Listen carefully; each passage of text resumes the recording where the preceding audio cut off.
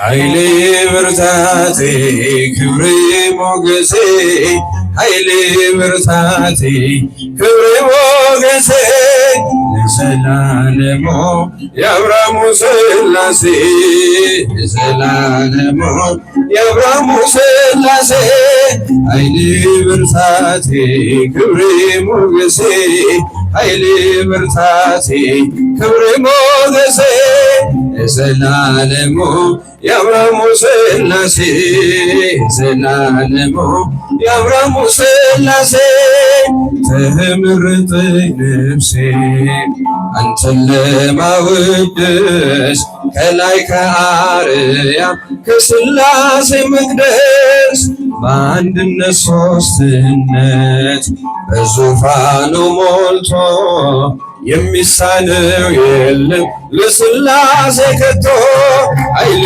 ብርታቴ ክብሬ ሞገሴ ኃይሌ ብርታቴ ክብሬ ሞገሴ ለዘላለሙ የአብርሃሙ ሥላሴ ይባላል፣ ይጨበጨባል፣ ይመሰገናል። ከመንገድ ዳር ልቆም የወደቀ ላንሳ የተራበ ላብላ የታመመ ልርሳ እንደ አብርሃም አርገኝ እንደ ደጉ አባት ቤቴ እንዲሞላ በአንተ በረከት ኃይሌ ብርታቴ ክብሬ ሞገሴ ይባላል። ለሥላሴ ይጨበጨባል፣ ይመሰገናል። አመስግኗቸው። ለዘላለሙ የአብርሃሙ ሥላሴ የአብርሃሙ ሥላሴ ጠፈሩን በውሃ በጥበብ ይሠራ እኔስ ይገርመኛል የሥላሴ ሥራ። ኑና ተመልከቱት ታምራት ሲሠራ ሰዎች እልል በሉ ወላዶነች ሳራ። ኃይሌ ብርታቴ ክብሬ ሞገሴ ኃይሌ ብርታቴ ክብሬ ሞገሴ ለዘላለሙ የአብርሃሙ ሥላሴ እልል እልል እልል። አብ አንድያ ልጁን እስኪሰጥ ወዶናል፣ ሁሉም በተዋሕዶ እኛን መስሎናል።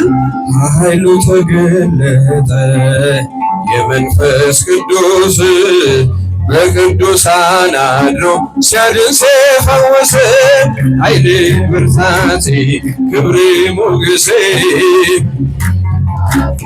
ክብሬ ሞገሴ ለዘላለሙ ለዘላለሙ የአብርሃሙ ሥላሴ ተወለደ ጌታ ተወለደ ተወለደ አምላክ ተወለደ ተወለደ ጌታ ተወለደ ተወለደ አምላክ ተወለደ አንዲት ብላቴና የ15 ዓመት ልጅ ጌታን ወለደችው በመላእክት አዋጅ። በጾም ድንግልና ተወለደ ጌታ ዓለምን የሚያድን የሰው ልጅ አለኝታ። ተወለደ ጌታ ተወለደ ተወለደ ተወለደ ጌታ ተወለደ ተወለደ አምላክ ተወለደ። ይህ ዓለም መቃኑ ከተፈጠረበት ይበልጣል ልደቱ አምላክ ሰው ሆነበት። እንደምን ይገርማል ይሄ ተዋህዶ አየነው አምላክን እንደ ሰው ተወልዶ። ተወለደ ጌታ ተወለደ ተወለደ አምላክ ተወለደ ተወለደ ተወለደ አምላክ ተወለደ። ፍጹም ድንግልና ክብርን የተመላች እንደምን አምላክን በማኅፀኗ ያዘች። ዓለምን በቃሉ የፈጠረ ጌታ ወለደችው ድንግል የሔዋን አለኝታ። ተወለደ ጌታ ተወለደ ተወለደ ተወለደ ጌታ ተወለደ ተወለደ። አንቺ ብላቴና እናታችን ማርያም በምድር ተፈልጎ እንዳንቺ አልተገኘም። በሐሳብ በግብርም ንጹሕ ስለሆነች ለአምላክ ማደሪያ ድንግል ተመረጠች። ተወለደ ጌታ ተወለደ ተወለደ አምላክ ተወለደ ተወለደ ተወለደ አምላክ ተወለደ። ፍጹም ድንግልናን ክብርን የተመላች እንደምን አምላክን በማኅፀኗ ያዘች። ዓለምን በቃሉ የፈጠረ ጌታ ወለደችው ድንግል የሰው ልጅ አለኝታ። ተወለደ ጌታ ተወለደ። ለልማሰም ይባላል ይጨበጨባል። ተወለደ ተወለደ አምላክ ተወለደ። አማን በአማን አማን በአማን አማን በአማን አማን በአማን መንግሥተ ሥላሴ ዘለዓለም መንግሥተ ሥላሴ ዘለዓለም መንግሥተ ሥላሴ ዘለዓለም መንግሥተ ሥላሴ ዘለዓለም። እውነት በእውነት እውነት በእውነት እውነት በእውነት እውነት በእውነት የሥላሴ መንግሥት ዘላለም ናት።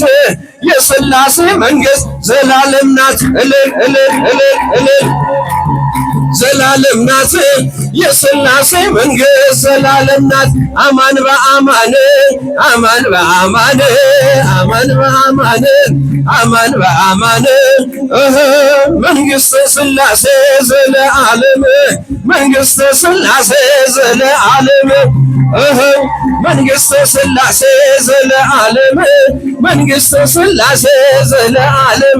እውነት በእውነት እውነት በእውነት እውነት በእውነት እውነት በእውነት የሥላሴ መንግሥት ዘላለም ናት። የሥላሴ መንግሥት ዘላለም ናት። የሥላሴ መንግሥት ዘላለም ናት። የሥላሴ መንግሥት ዘላለም ናት። ድብቁን ኃጢአት አንተ ብትገልጠው ይቅር ብለኸኝ ባትሸፋፍነው እንደ ሰው በደል ቢቆጥር ጌታ የኔ ኃጢአቴስ የለውም ቦታ።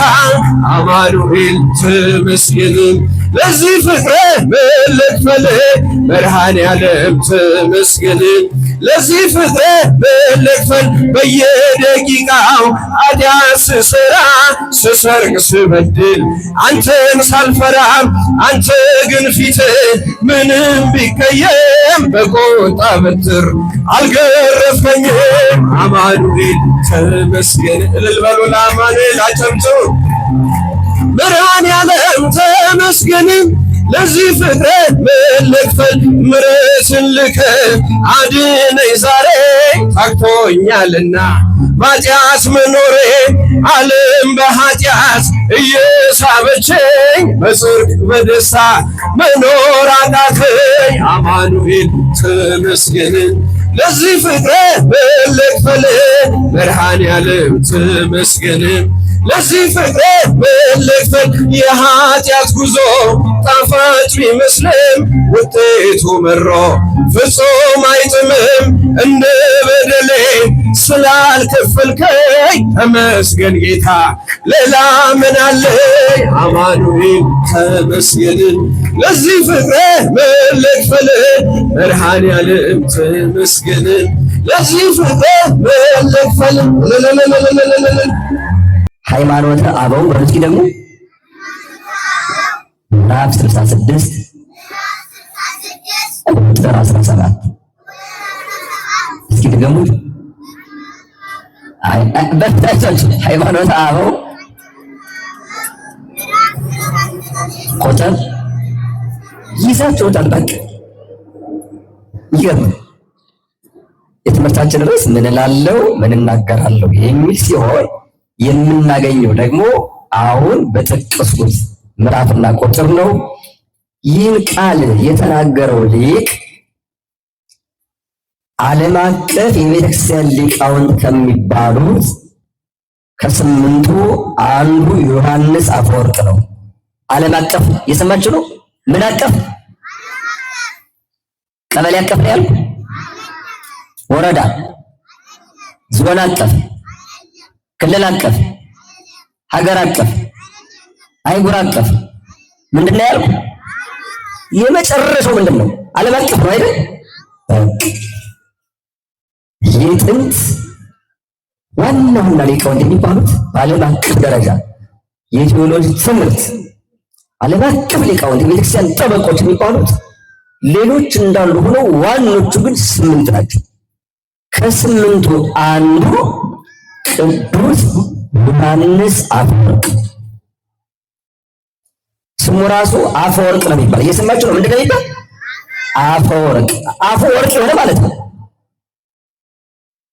እጅግ የሚገርም ትምህርት ነው ያስተማረው በዚህ ርዕስ ውስጥ እንዲህ ይላል። ምንተ እብል ወምንተ እነብብ፣ ምን እላለሁ ምን እናገራለሁ። አንሰ አነክሮ እደመም፣ እኔ ፈጽሞ አደንቃለሁ። ዘይነብር ድነ መንበር ልዑል እስመ ብሎ የመዋይል ኮነ ሕፃነ ንዑሰ፣ ቅድመ ዓለም የነበረው ትንሽ ሕፃን ሆኗልና ምን እላለሁ። የነበረ ቅድመ ዓለም ዘመን አይቆጠርለት፣ ከእስከ አይባል፣ ከሱ በፊት ማንም የለም፣ እሱ ብቻ ነው ያለ። ከእግዚአብሔር በፊት የሚባል የለም። ሁሉም ከእግዚአብሔር በኋላ እንጂ ከእግዚአብሔር በፊት የሚባል ምንም የለም። ለቅድመ ዓለም የነበረው ትንሽ ሕፃን ሆኗልና ምን እላለሁ ምን እናገራለሁ። እስኪ በቀላል ምሳሌ ለማስረዳት ጠባዬ ትንሽ ያስቸግራል።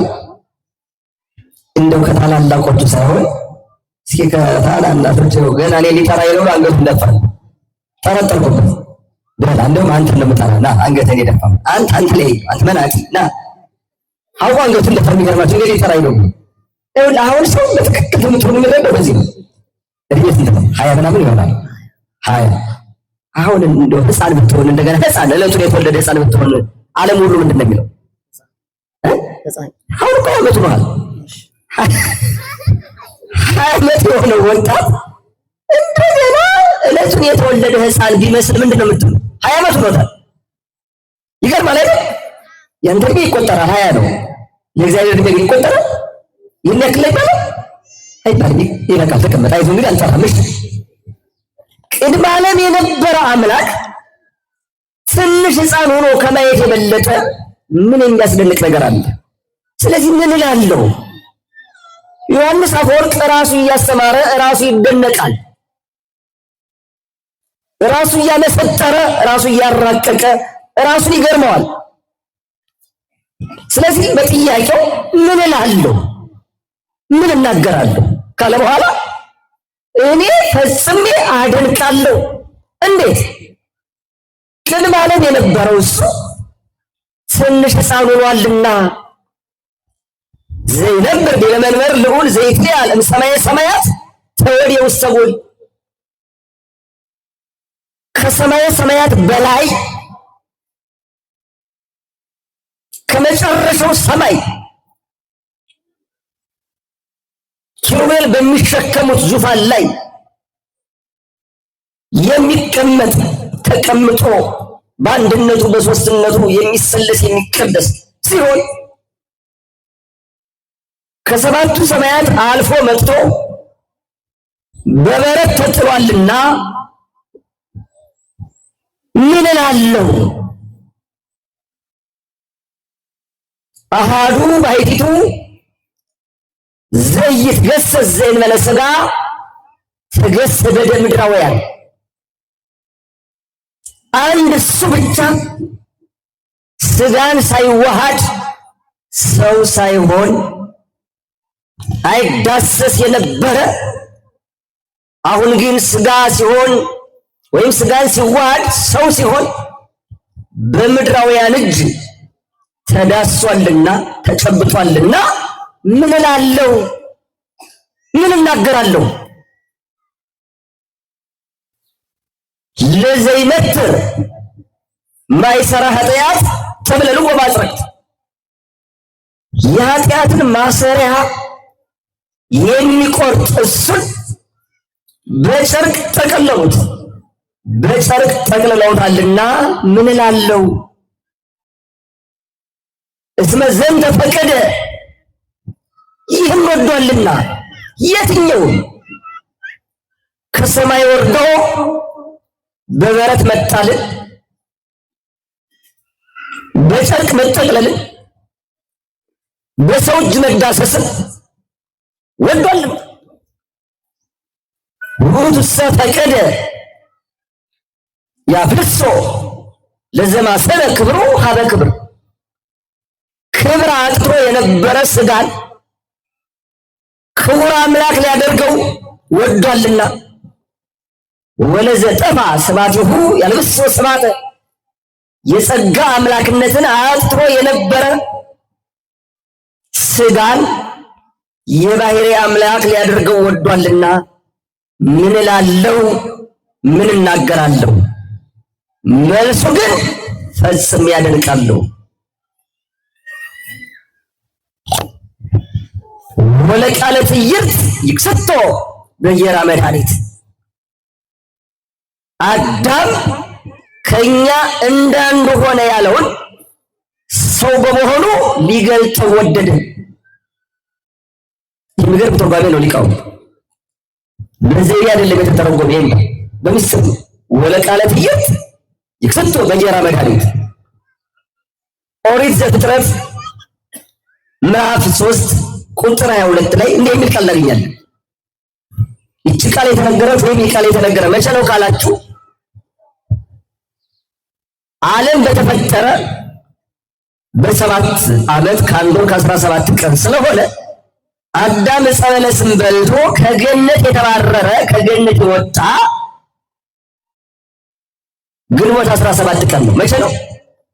ግንቦት 17 ቀን ነው። ይህን ቃል እግዚአብሔር የተናገረው ግንቦት 17 ቀን ነው። ምክንያቱም አዳም ዕፀ በለስን በበላበት ቀን። በዚያን ሰዓት እግዚአብሔር ምን አለ? ለመጀመሪያ እኮ ሰው እንደሚሆን ትንቢት የተናገረ ማን ነው? እስኪ ንገሩ። ለመጀመሪያ ጊዜ ሰው እንደሚሆን ትንቢት የተናገረ ማን ነው? ታውቃላችሁ? አዳም ነው? አቤል ነው? ማን ነው? ሴት ነው? ሄኖክ ነው? ኖህ ነው? ሴም ነው? አብርሃም ነው? ይስሐቅ ነው? ያዕቆብ ነው? ሙሴ ነው? ዳዊት ነው? ኢሳይያስ አለ። ጥሩ ነው ሐሳብ አይደለም። ለመጀመሪያ ጊዜ ሰው እንደሚሆን የተናገረ ራሱ እግዚአብሔር ነው። ታውቃላችሁ? ራሱ እግዚአብሔር ነው የመጀመሪያው ቃል የተናገረው። ምን ብሎ? አዳም ከኛ እንዳንዱ ሆነ ብሎ። ይህን ቃል ደግሞ በምን ሊገልጠው ወደደ? ሰው በመሆኑ ሊገልጠው ወደደ። ዮሐንስ አፈወርቅ ነው የተረጎመው፣ አሁን በጠቀስኩላችሁ ሃይማኖተ አበው። ስለዚህ ምን እላለሁ?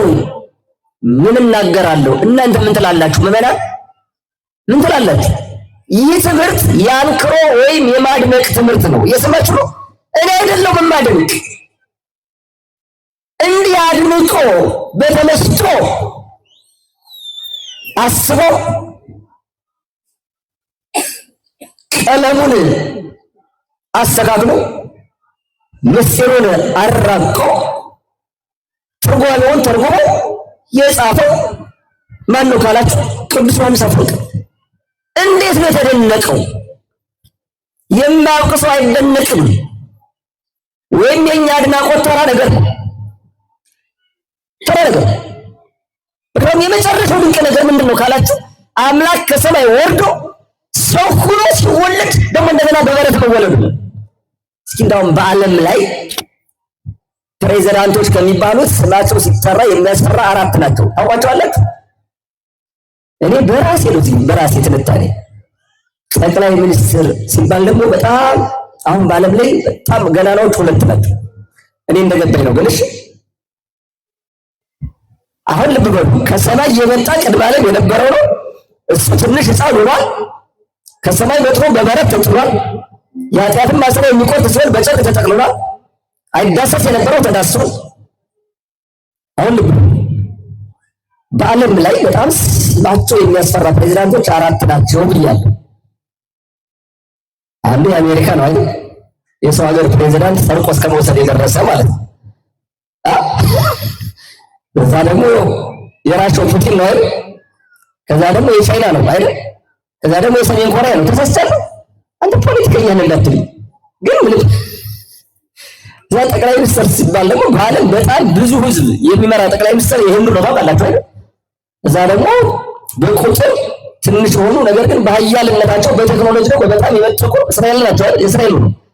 አሁን እነዚህ የጠራኋቸው 4ቱ ፕሬዝዳንቶች 2 ጠቅላይ ሚኒስትሮች በአህያ ተጭነው መስቀል አደባባይ ቢመጡ ምንድን ነው የምትለው? እዚህ ትገኛላችሁ እናት ወቀሪት በሰረገላ አይደለም፣ በአህያ ተጭነው። በምን ተጭነው? አይሰሙኝም። ዘለው ቁልጭ ነው የሚሉ መብራቱ በምን ተጭነው? በአህያ ተጭነው ቢመጡ ሙሉ ቀን ሚዲያዎች ሁሉ ሰበር ዜና ሲሉ ነው የሚሉ። ሌላ ፕሮግራም አይቀርም። እነሱ ሰዎች ግን ይሞታሉ አይሞቱ? አንዳንዶቹ በሀገራቸው ሕገ መንግስት ከ8 ዓመት በላይ ይገዙ ታውቃላችሁ አይደል? ይታወቃል። አንዳንዶቹ ደግሞ ምንም ቢሆን ማን ያጠፋው ደግሞ የሰምተው አጠፉት እንዴ ብዬ እኮ ነው። አንዳንዶቹ ያው እንደምታውቁት ሞት ይሽራቸዋል። ቢያንስ ሞት የማይሽረው አለ የለም አይደል? ከሰማይ የመጣው አምላክ ግን ሞት ይሽረዋል? በመንግስቱ ሽረት በባህር ወልፈት አለበት። ይህ ሁሉ የሌለበት ሲሆን ከሰማይ ወርዶ በበረት ሲጣል በጨርቅ ሲጠቀለል በሰው ሲዳሰስ ምን እላለሁ? ምን እናገራለሁ? ሁሉን ትቼ ፈጽሜ አደንቃለሁ።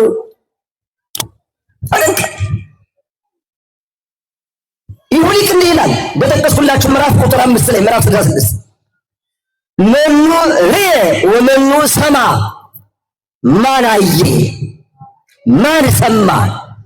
እስመ እግዚአብሔር ዘይትገመር ተገምረ በከርሰ ብእሲት። የማይወሰን እግዚአብሔር በከርሰ ብእሲት ማለት በማኅፀነ ማርያም በማኅፀነ ድንግል ተወስኗልና። ዘይጸውሩ ሰማያት እያጻቆ ከርሳ ለድንግል። ሰማያት የማይወስኑት ሲሆን የድንግል ማኅፀን ግን አልጠበበውምና። አላ ተወልደ እምድንግል እንዘያርቅ መለኮቱ። የት በሌላ ንባብ እንዘያርቅ መለኮቱ ይላል። በዚህ ላይ ደግሞ እንዘያርቅ መለኮቱ ከመለኮቱ ሳይለይ ከዙፋኑ ሳይለይ ከየትነቱ ሳይለይ ከጌትነቱ ሳይለይ ከድንግል ተወለደ እንጂ በስፋት በምጥቀቱ የማይደረስበት በስፋቱ ማንም የማይለቀው ማነው? ሰማይ ነው። ማንም ከማይደርስበት ሰማይ የሚኖር አምላክ ወደ መሬት መጥቶ በከብቶች በረት ተወለደ፣ ተጣለ። ስፋቱን ማንም የማይለቀው ሰማይ የማይችለው አምላክ 3 ክንድ ከስንዝር ቁመት ባላት እድሜዋ የ15 ዓመት ቆንጆ የሆነች በድንግል ማርያም ማህፀን አደረ፣ ተወሰነ። ስለዚህ ምን እላለሁ? ምን እናገራለሁ? አረ ምን ልበል? አጥሩ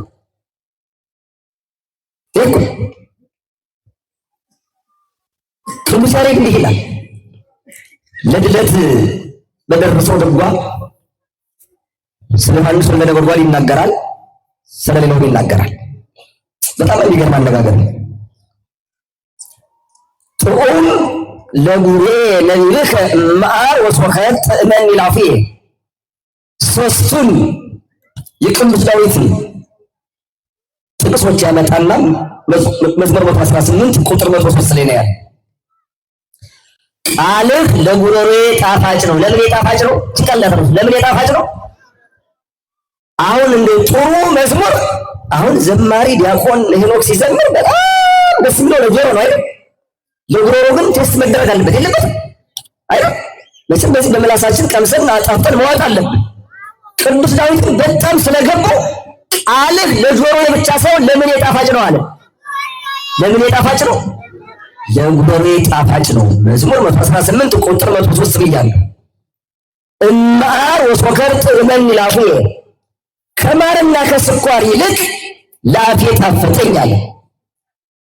ማርኤር ቃለ ሕግከ የሕግ ቃል አድርጉ አታድርጉ ያልከው ቃል የማር ወለላ ነው። የምን ወለላ ነው? እየሰማችሁ ነው መናን? የምን ሰንበት ተማሪዎች የምን ወለላ ነው? የማር ወለላ። ይሰኒ ሕግ አፉከ እማይላፍ ወርቅ ወብሩር። መዝሙር 118 ቁጥር 72 የአፍህ የአንደበት ቃል አድርግ አታድርግ ያልከው ሕግ ከአእላፋት ወይም ከአእላፍ ወርቅና ብር ይልቅ ይሻለኛል። ከምን ልፈትናችሁ ነው።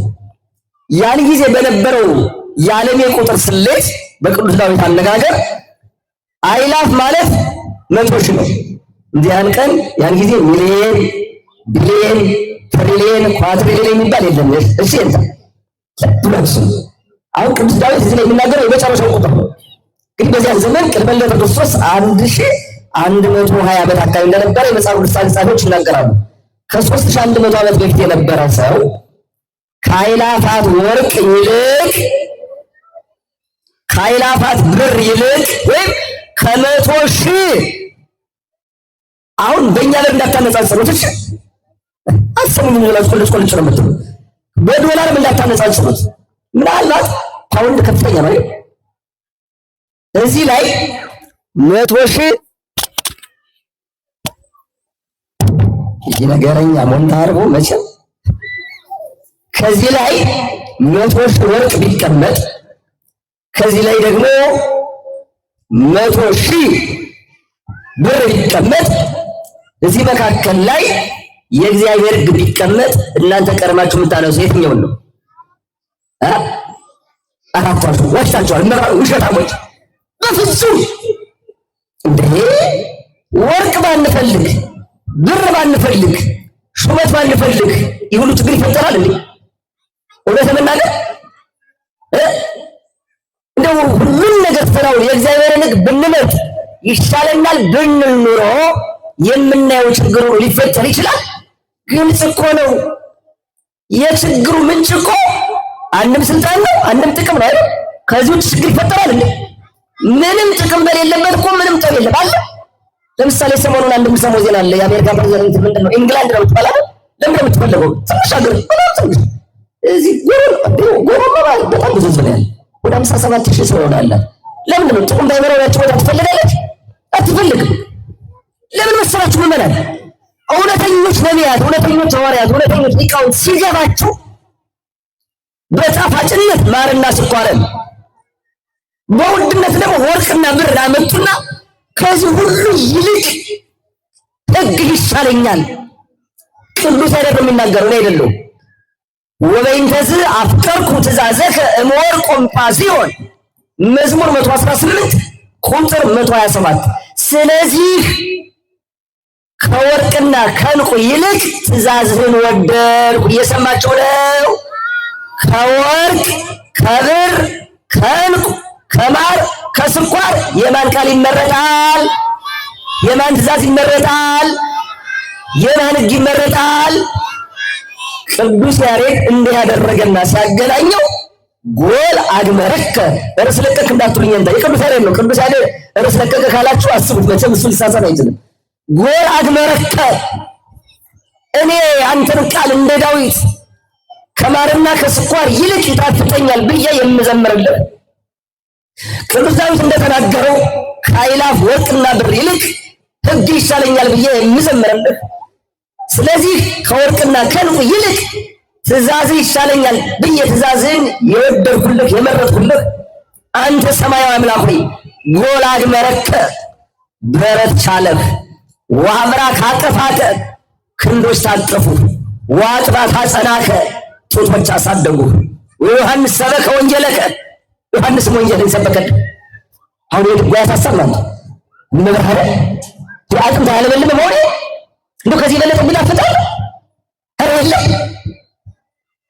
ቀጥሎ ምን አለ መሰላችሁ? ቅዱስ ያሬድ እየሰማችሁ ነው? ትምህርቱ ከበዳችሁ?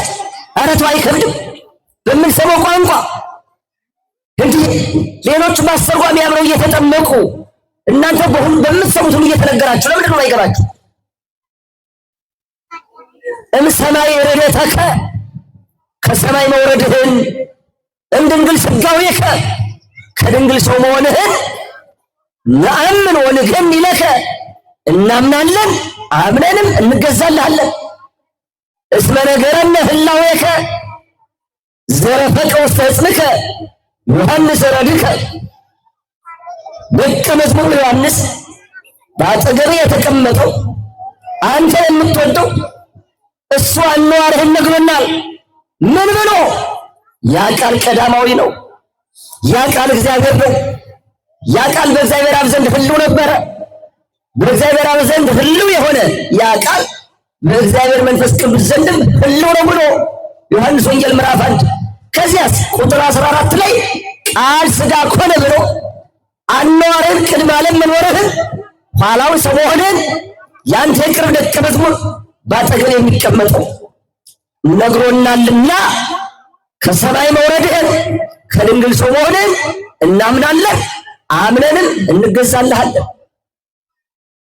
እንሰረገላ ፈአቢ ድንግል አንተን የጸነሰችህ በሕቱም ድንግልና ጸንሳ በሕቱም ድንግልና የወለደችህ ድንግል ኪሩቤል ከሚሸከሙት ሰረገላ ትበልጣለች። ከመ ኪሩቤል ተመሰለ ጎል አንተ ደግሞ በተወለድክበት ቀን ይህ እኮ ጋራት ያውቅ እዚህ ነው ከተማ ላይ ተወለደ። ይገርማል። በረቱ ደግሞ እንደምን ሆነ አለ? እንደ ኪሩቤል ሆነ። አይደንቃችሁም? ምን እላለሁ? ኪሩቤል የሚኖሩ በሰማይ በረት ያለ በምድር ያውም የከብቶች ማደሪያ። ያ በረት ግን ክርስቶስ ሲወለድበት እንደምን ሆነ? እንደ ኪሩቤል። አረ ለላችሁ እዚህ ላይማ መስሎ ይሆናል ተብላ ምን እላለሁ እኮ ምን እላለሁ? ምን እናገራለሁ? ይገርማል። ዮም ወለደት ድንግል መንከረ ልደት። ዛሬ ድንግል ማርያም ልደቱ ድንቅ የሆነውን እሱን ወለደችው። ዮም ተሰርገወት ቤተልሔም በስባት። ዛሬ ቤተልሔም በምስጋና ሸበረቀች አጌጠች። እስመ በውስቴታ ተወልደ ንጉሠ ስባት። እነሆ የክብር ባለቤት ጌታ ኢየሱስ ክርስቶስ በእሷ ተወልዷልና። መቼ? የልደት ዕለት። ምን እላለሁ? ሰማየ ዘገብረ ሰማይን የፈጠረ በከርሰ ጸውረ በድንግል ማርያም ማኅፀን ተወሰነ። ምርኮ በያቲው ተአስረ በተወለደ ጊዜ አውራ ጣቶቹን ታሰረ። በቤተልሔም ርእየ ሐዳሰ ግብረ በቤተልሔም አዲስ ድንቅ ሥራ አየን። ሀሊበ ምስለ ድንግልና ጽሙረ ወተትን ከድንግልና ጋር አንተ የቅዱስ ያሬድ ትምህርት እኮ የፉቱር ሚሳኤል ማለት እኮ ነው። እየሰማችሁ ነው። ጽሙኝ መጀመሪያ አያሳሰመው ምን አውራስ አያሳሰም። ተወልደ እማመቱ ከአገልጋዩ ተወለደ ለዳዊት ወለቱ እሷም የዳዊት ልጅ ናት። ሐዳሳተ ገብረ በልደቱ በልደቱ አዲስ ድንቅ ነገር አደረገ። ድንግልና እሙህቱ ሙሂቱ ከወለደች በኋላ የእናቱ ድንግልቱ ነው አልተለወጠም። እሙነ ኮነ አሰርወቱ መገለጡ እውነት ሆነ ይላል ቅዱስ ያሬድ። አታጨበጭቡ ለቅዱስ ያሬድ። ለኛ ምን ደሞኛ ምንድን ነው? ምን እላለሁ? ምን እናገራለሁ? ፈጽሞ ያደንቃል።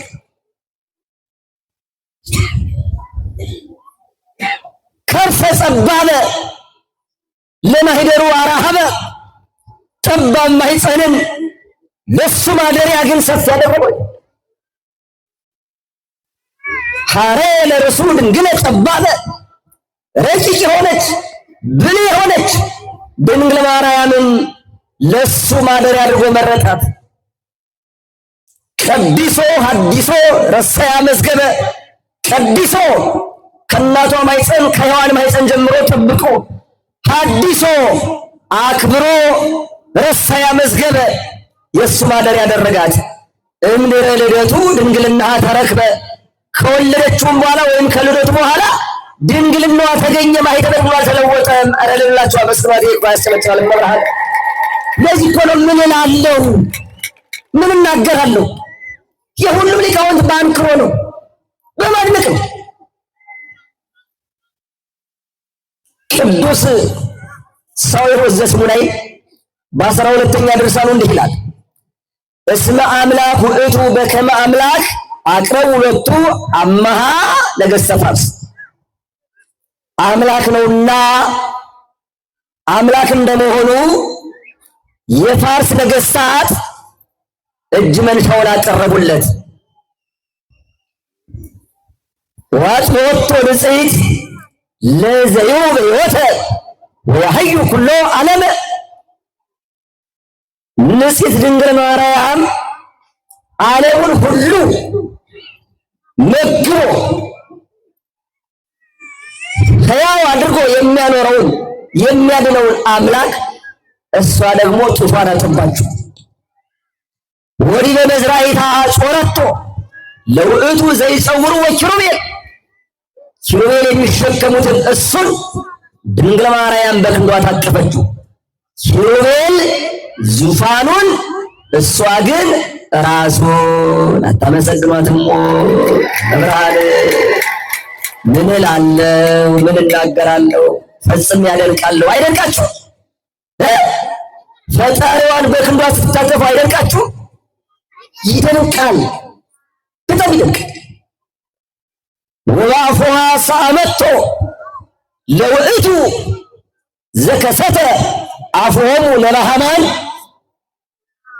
አንደበተ ዲዳዎችን አንደበታቸውን ከፍቶ እንዲናገሩ ያደረገላቸውን እሱ ድንግል ማርያም ደግሞ በአፏ ሳመችው። ልጇ ነውና በምኗ ሳመችው? ልጇ ነዋ። እንዴ እንኳን ደግሞ እንኳን ክርስቶስ መብርሃን እንዴ ቆይ ይቀመጡ። አባም መብርሃን ይቀመጡ እንጂ ልጇ ነው ስትወልደው ስሟለች። እንዴ ቆይ እንጂ መብርሃን ሳመችው እኮ ደግሞ እና ታዲያ እነዚህ ምቀኞች ተሳሰመው ነው ነበር። ልጇ ነዋ። አየች። እሱ አንደበታቸው እንዳይናገሩ የሆኑትን ሰዎች አንደበታቸውን አፋቸውን ከፈተላቸው እንዲናገሩ አደረጋቸው። እሷ ደግሞ ስትወልደው ልጇን ሳመችው። ይኩን እውነት መኑ ይክል ከመይትናገር ልደቶ በከመይደሎ እንደሚገባው አድርጎ የእሱን ልደት መናገር የሚቻለው ማን ነው? ማን ነው? ሲልገሩ እንደው እንዴት እንደተወለደ በምላት በስፋት በርቀት በምጥቀት መናገር የሚቻለው ማን ነው? እናንተ እየተናገራችሁ አይደል የምትሉ ከሆነ ኧረ በፍጹም ኦዝ መንክር ወእጹ ምን ይረቅ ምን ይደንቅ ቆዮ እንደምን ያለ ረቂቅ ነው። ኦ ዘመን ክልደት አምላክ ማርያም ቅድስት ድንግል ንድ ክብርት ከምትሆን ከመቤታችን ይህ አምላክ መወለድ ምን ይረቅ ምን ይደንቅ ቆዮ እንደምን ያለ ላይ ጨቀነው በዚህ እኮ አስረኛ ክፍል ደግሞ እኮ ይገርማችኋል። ህፃናት ናቸው ስለ አስረኛ ክፍል የሚያወሩት። ስንተኛ ነሽ አንቺ? ኬጂ ነሽ ወይስ ሁለተኛ? ስለ አስረኛ ክፍል የምታወሪው እየሰማችሁ ነው? ምን ተው ስሙ። እፎ ወረደ እምሰማይ ዲበ ምድር ወሀደገ ሰራዊተ መላእክት ለይትራክዎ ወሀደረ ውስተ ከርሰ ድንግል። ከሰማይ ወደ ምድር የሚያገለግሉትን ሰራዊተ መላእክትን ትቶ ወደዚህ ዓለም መጥቶ በድንግል ማርያም ማኅፀን እንደምን አደረ? እንዴት ተወሰነ? ወመሰ ወረደ በበዩ እምኀበ አቡሁ እምሂክመት ፍጥረት ተራዮ ከባሕርይ አባቱ ከአብ ዘንድ በየትነቱ ወርዶ ቢሆን ፍጥረት ልታየው ባልተቻላትም ነበር። ትችላለች። የታየ እኮ በሚታይ ስጋ ነው እንጂ በማይታይ በባሕርይ መለኮቱ ከፊቱ ሊቆም የሚችል ሰው አለ? ሌላው ቀርቶ ደብረ ታቦር ላይ የትነት ሲገልጥ ቅዱስ ጴጥሮስ አልወደቀም? ያዕቆብ አልወደቀም? ዮሐንስ አልወደቀም? ወድቀዋል።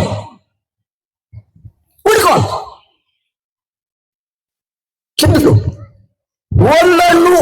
ወመኑ ዘያነክር ኪነ ጥበቡ ከፍጹም ጥበቡ የተነሳ የማያደንቅ ማን ነው? ሰይጣን በእባብ ሥጋ ተሰውሮ ሄዶ አዳምን ድል አደረገው። ክርስቶስ ደግሞ በሰው ሥጋ ተሰውሮ መጥቶ ሰይጣንን ድል አደረገው። ይህን ጥበብ የማያደንቅ ማን ነው? የልደት እንደሰማችሁት ሰላም ለልደትከ ኦ አማኑኤል፣ አማኑኤል ሆይ ለአንተ ልደት ሰላምታ ይገባል። ዘቀዳሚ ወዘዳሃሪ ብሉየ መዋዕል፣ ቅድመ ዓለም የነበርክ ዓለምን አሳልፈህ የምትኖር ብሉየ መዋዕል ኢየሱስ ክርስቶስ ዘአብ ቃል፣ ኢየሱስ ክርስቶስ ወይ የአብ አካላዊ ቃሉ እፎ አግመረተከ ድንግል ማርያም እንዴት ቻለችህ? እንዴት ወሰነችህ? ወፎ እንዘ አምላክ ሰከብከ በጎል፣ አምላክ ስትሆን በበረት እንዴት ተኛ? ምን እላለሁ? ምን እናገራለሁ? ፈጽም ያደንቃለሁ። ልብላቸው አመስግኑት በዳለም ክርስቶስ ሁሉ ይገርማል። አቤት ቅዱስ አቂቆስ የሚባል ሊቅ ሃይማኖተ አበው ምዕራፍ 8 ቁጥር 5 ላይ እንዲህ ይላል፣ ዘይጠበልሎ ለሰማይ በደመና በአጽርቅ ተጠብለለ። ሰማይን በደመና የሚጋርደው የሚሸፍነው አምላክ በጨርቅ ተጠቀለለ። በምን ተጠቀለለ? በጨርቅ ሲባል እኮ በነጭ ካባ አይደለም፣ በጥንግ ድር እኮ አይደለም፣ በተራ ልብስ እኮ ነው የተጠቀለለው። ሰማይን ግን ልብስ የሚያለብሰው ማን ነው? የአሜሪካ መንግስት ነው? ማን ነው? ያደጉት ሀገሮች ናቸው። እነሱም እንኳን ሰማይን ደመና ላለብሱ ጤስ እያለበሱ ዓለምን የረከሩት አይደል? ለሰማይ እንግዲህ የመጨረሻ ሰፊ ማን ነው ብያቸዋለሁ? ሰማይ ነው አይደል? የመጨረሻውን ሰፊውን ደመና የሚያለብሰው በደመና የሚጋረደው አምላክ በምን ተጠቀለለ ሲወለድ? በጨርቅ። ሀደረ ውስተ ቤቱ ለሌዊ፣ ከሌዊ ወገን ከተወለደች ከድንግል ማርያም ማኅፀን ከድንግል ማርያም ዘንድ ሰው ሆነ። ወተወልደ ንጉሠ ነገሥት ውስተ ጎል፣ የነገሥታት ንጉሥ በበረት ተጣለ። ይደንቃል አይደንቅ? ይደንቃል። ሽግ እንስራ፣ ይህን ህንፃ እንስራ። እዛ በኋላ ህንፃውን ሰርተን ከሰማይ ከደረሰ በኋላ ከላይ ሆኖ በጥፋትዋ አጠፋቸዋለሁ የሚለውን ከአሁን በፊት በጥፋትዋ ዓለሙን ያጠፋውን እኛ ደግሞ እሱን በጦር እናወርደዋለን አሉ። እየሰማችሁ ነው? አይደንቃችሁ? ወይ አደፋፍ 43 ዓመት ፈጅቷል።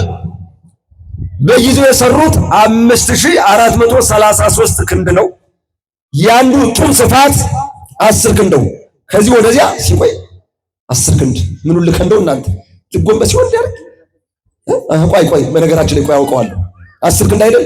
1 2 3 4 5 ይሄ ማለት ነው ጡም ስፋቱ ማለት ነው። ቁመቱ ደግሞ 3 ክንድ ነው። እንዲህ አድርገው በዚያ ጡብ ወደ ላይ እንዳልኳቸው 5433 ክንድ የደረሰ ጡብ ሰሩና በእሳት ሳይሆን በፀሐይ እያበሰሉ መብላት ጀመሩ። እነሱ ጦር ወደ ላይ ሲወረውሩ በአየር ያሉ አጋንንት ደም እየቀቡ ይልኩላቸዋል። የመታት ደም ማለት ነው። ከዛ በኋላ ምን አሉ? አሁን ዋናውን ወቅተነዋል። አሁን አጋፋሪውን ወቅተነዋል። ወይ አደፋፍ አሁን ቀኝ አዝማቹን ወቅተነዋል። አሁን ግራ አዝማቹን ወቅተነዋል ሲሉ ቅድስት ሥላሴ በዛሬው ዕለት የሰዎችን ቋንቋ ከ72 ከፍለው 43 ዓመት የፈጀውን ህንፃ በደቂቃ ብትንትን አድርገው አረ ለቅድስት ሥላሴ ምስጋና ይገባል፣ አረ ምስጋና ይገባል፣ አረ ምስጋና ይገባል። 43 ዓመት የፈጀው በስንት ቀን ነው የፈረሰ? በስንት ቀን ነው? አንድ ቀን ሆኖ አንድ ቀን ፈጅቷል። አንድ ሰዓት ፈጅቷል። አልፈጅ እንዲህ አድርገው ብትንትን አድርገው ከዛ በኋላ ከነገደ ካም 33 ቋንቋ፣ ከነገደ ያፌት 25 ቋንቋ፣ ከነገደ ሴም 15 ቋንቋ። አብዛኛውን የቋንቋ ብዛት ያለውን አፍሪካ ነው አውሮፓ ነው? አብዛኛውን የቋንቋ ብዛት አፍሪካ ነው አይደል? ስትደምሩ አጠቃላይ 72 ይሆናል። ይሄም እኮ ዮሐንስ አፈወርቅ ለምስጢረ ሥላሴ የተናገረው ቢሆንም ከትምህርታችን ርዕስ ጋር ስናገናኘው ግን ምን እላለሁ ምን እናገራለሁ? 43 ዓመት የፈጀውን ህንፃ ቅድስት ሥላሴ በነፋስ አንድ ቀን የምትበታትኑ የኢትዮጵያን ጠላቶች፣ እንደ ሀገር የኢትዮጵያን ጠላቶች፣ እንደ ሃይማኖት የኦርቶዶክስን ጠላቶች እግዚአብሔር አምላክ ልብ ይስጥልን። በተለይ ለ1000 ዓመት ለ2000 ዓመት ከዚያም በላይ በኢትዮጵያ ላይ ቂም ይዘው የሚያሰቃዩዋትን እንደ ህዝብ ሳይሆን ክፉ ተንኮለኞች ሆኑ ከኢትዮጵያ ውጭ ያሉትን ክፉዎችን የሰናዖርን ህንፃ ግልብጥብጥ ያደረጉ ሥላሴ በኢትዮጵያ ላይ ክፉ አስበው ኢትዮጵያን እንድትፈርስ ለሚያስቡት ሁሉ የእነሱን አራት ያፍርሱልን። ምን እላለሁ ምን እናገራለሁ? ፈጽም ያደንቃለሁ። ደና